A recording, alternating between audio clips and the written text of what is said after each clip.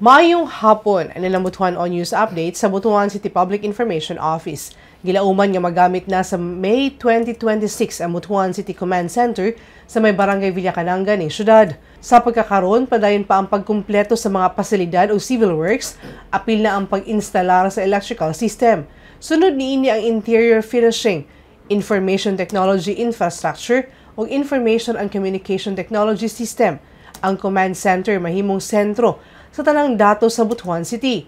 Dinhi magikan ang mga server, devices o video feeds gikan sa mga CCTV aron makita dayon ang mga panghitabo sa tibuok syudad. Tungod niini, mas paspas na ang pagkuha sa impormasyon ug mas epektibo ang koordinasyon sa mga ahensya sama sa kapulisan, BFP o CDRRMD.